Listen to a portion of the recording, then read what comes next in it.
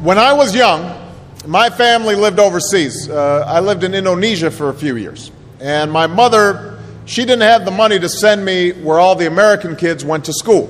But she thought it was important for me to keep up with an American education. So she decided to teach me extra lessons herself, Monday through Friday. But because she had to go to work, the only time she could do it was at 4:30 in the morning.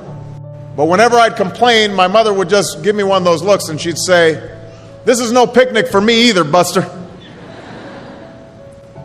So I know that some of you are still adjusting to being back at school, but I'm here today because I have something important to discuss with you.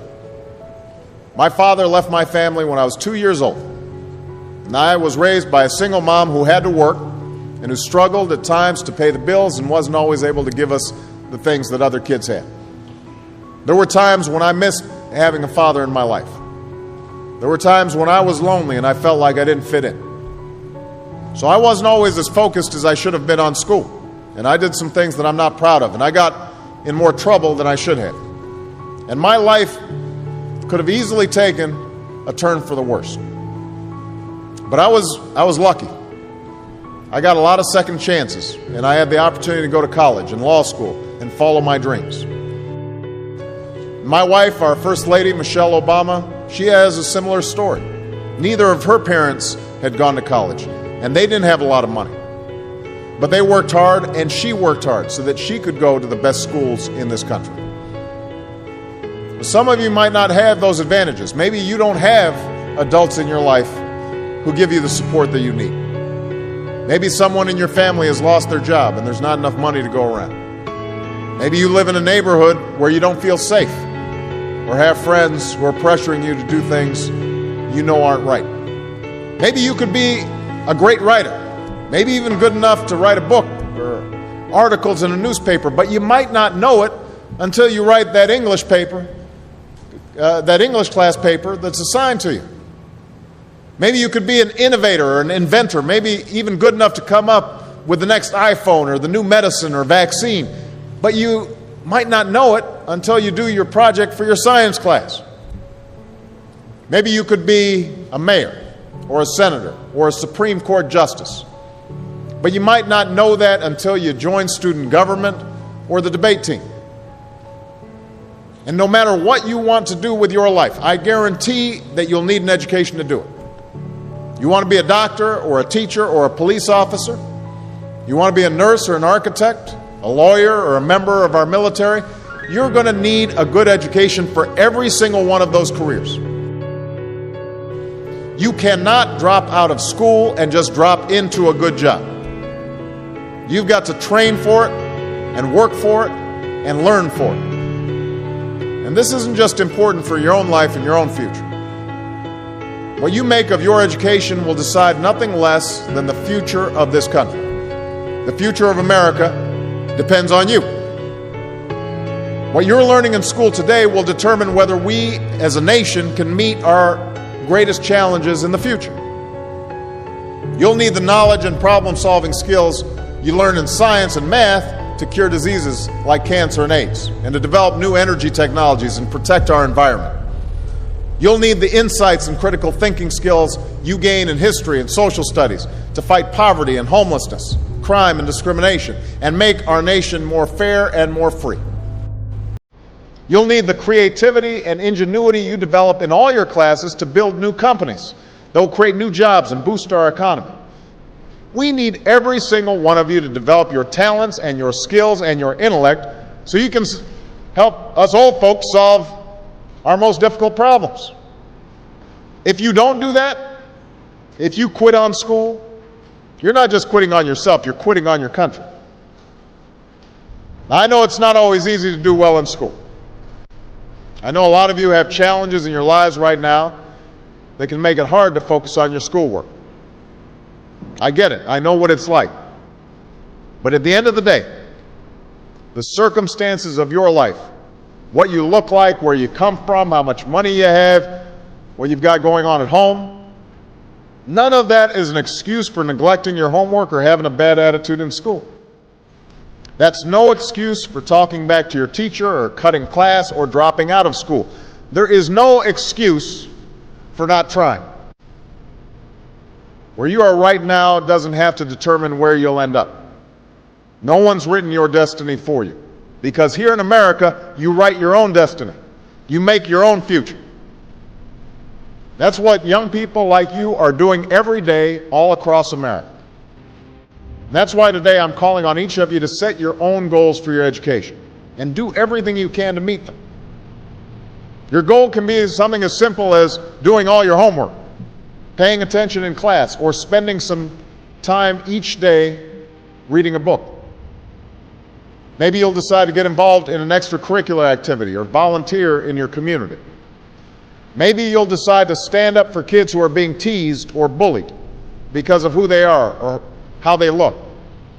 Because you believe, like I do, that all young people deserve a safe environment to study and learn.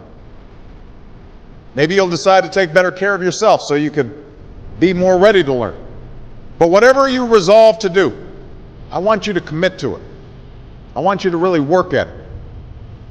I know that sometimes you get that sense from TV that you can be rich and successful without any hard work.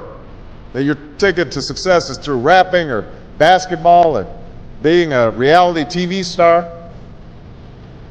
Chances are you're not going to be any of those things. The truth is, being successful is hard. You won't love every subject that you study.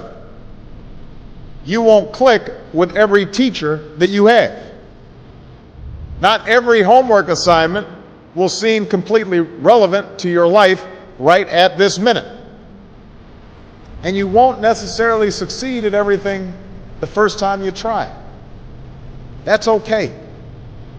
Some of the most successful people in the world are the ones who've had the most failures.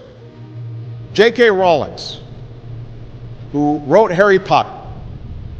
Her first Harry Potter book was rejected 12 times before it was finally published. Michael Jordan was cut from his high school basketball team.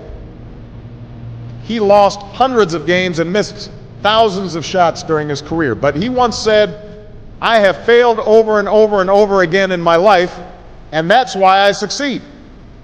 These people succeeded because they understood that you can't let your failures define you. You have to let your failures teach you.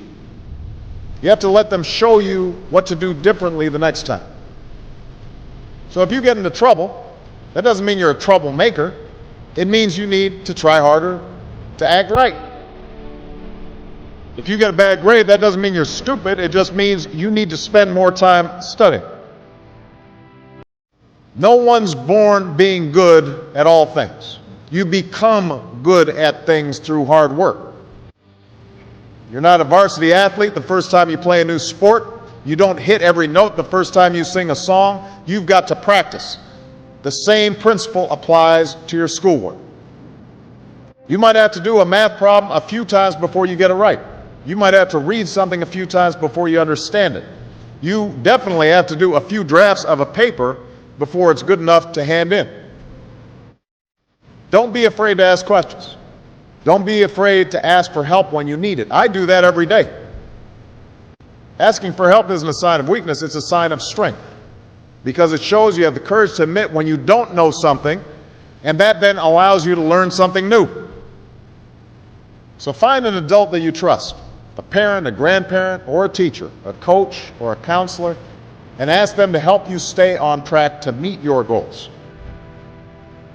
And even when you're struggling, even when you're discouraged, and you feel like other people have given up on you, don't ever give up on yourself.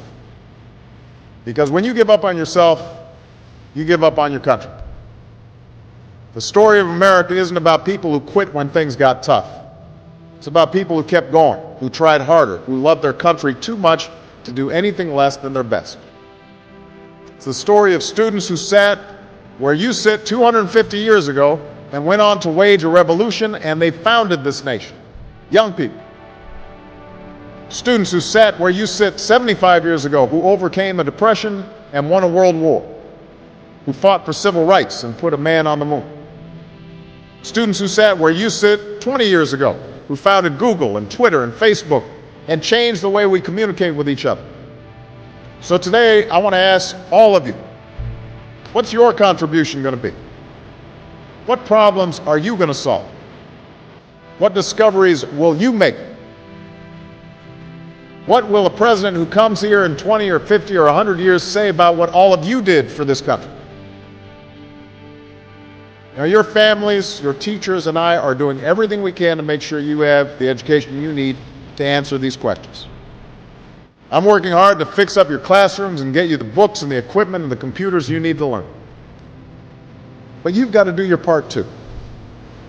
So I expect all of you to get serious this year. I expect you to put your best effort into everything you do. I expect great things from each of you. So don't let us down. Don't let your family down or your country down. Most of all, don't let yourself down. Make us all proud.